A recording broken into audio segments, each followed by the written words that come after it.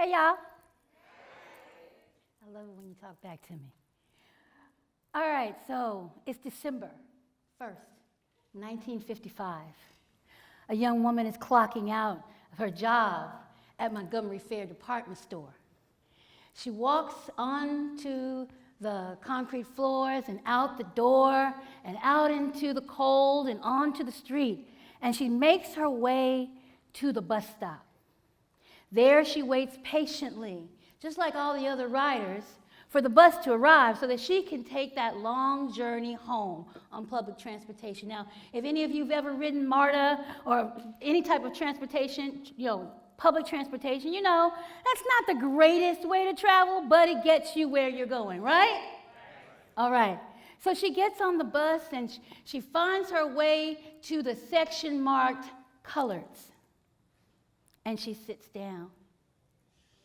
Along the way, as she's traveling, the bus makes several different stops, and other people get on the bus, and eventually the bus is relatively full, and a passenger steps to her and says, "Hey, gal, stand up." At this moment, this young woman can make a choice to stand or to stand. And she chooses to stand by sitting down. Now, a lot of people will tell you that Rosa Parks sat there because she was just so tired from her job.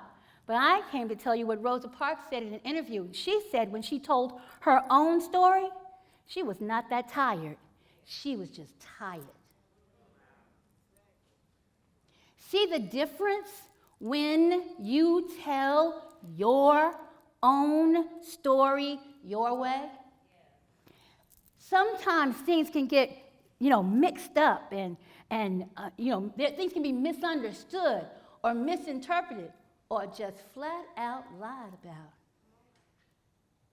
However, we have the power to fix that by telling our own stories our way.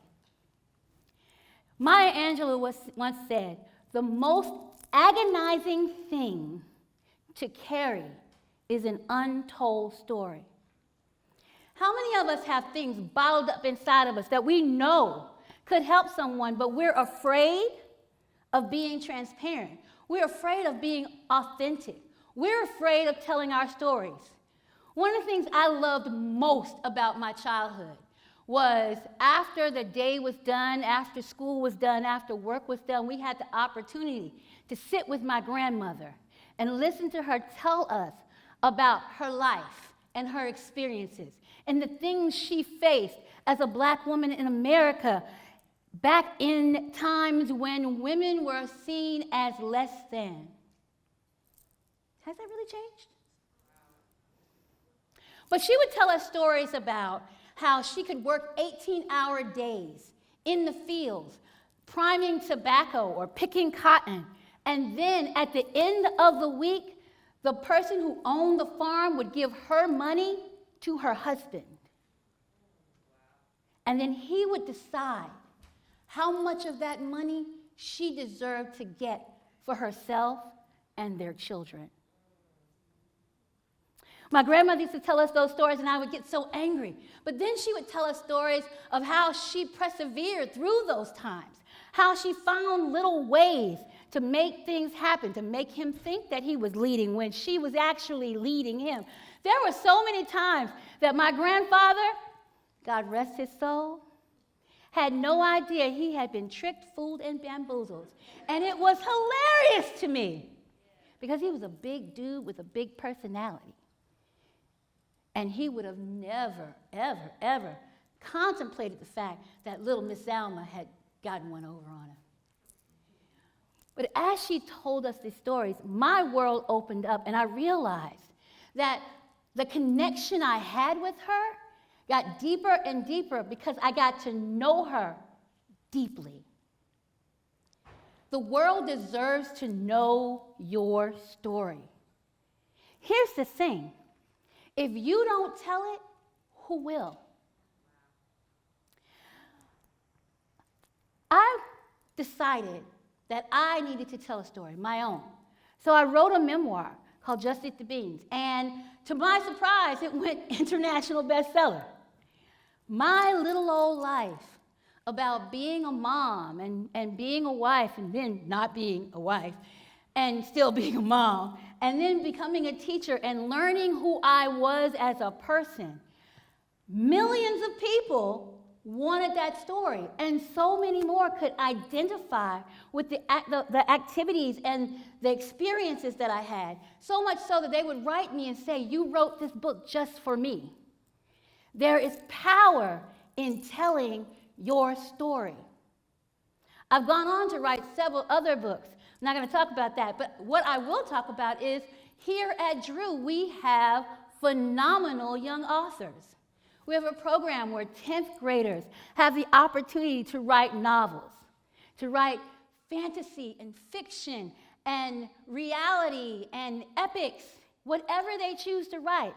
They get the opportunity to tell their stories. Now, everybody's not a writer. I am, but everybody's not. So guess what?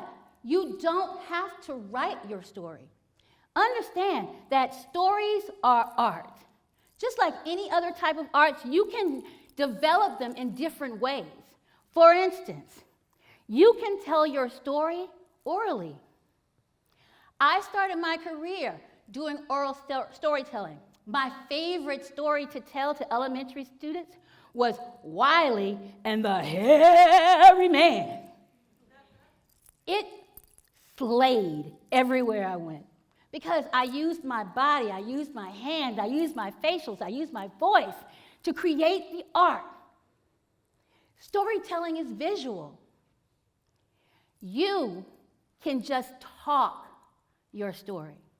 The way that we communicate with each other, the way that I'm talking to you now is the way I would talk to someone if I met them in the hallway. Hey, let me tell you a story. There's magic in telling your story your way. Why do I keep reiterating your way?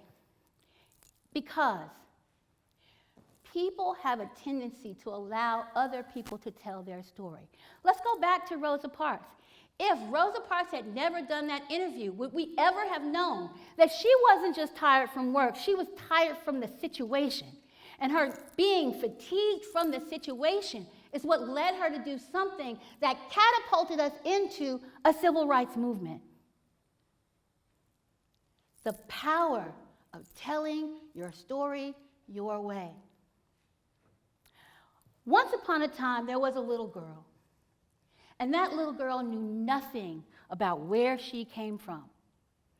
But one day she sat down at the feet of her grandmother, and her grandmother began to spill a tale of Africa and immigration and work and sharecropping and, living in rural North Carolina and growing up and marrying and having 6 children and having to raise them all the way through Jim Crow laws and getting their kids through school, and one daughter making it through high school and being one of the first that desegregated the high school in that area.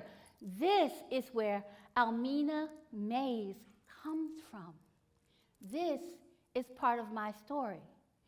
And I am empowered to tell you that from that point, we have several cousins and aunts and uncles who've gone on to not only graduate from university with bachelors, but masters and doctorates, and the story continues. My final point, you write your story daily. Every day that you live and you have a new experience and you make it through that experience, you have written another page in your story. And guess what? You are not the only one that's ever lived that experience, but you are the only one that's ever lived that experience that way. No, that experience is unique to you because of the way you lived it. And no one can tell anyone about your unique, original, authentic experience but you. And you deserve to tell that story. Why? Because a piece of you needs to be here when you are not. We all have a limited life. There's no one here that's immortal. Your story is. So think about that. Think about the power that you hold just by your experiences and the stories you can tell. And then I want you to pick up a pen or pick up a mic or dance or sing, whatever it is that you do, and tell your story. You deserve it. Thank you.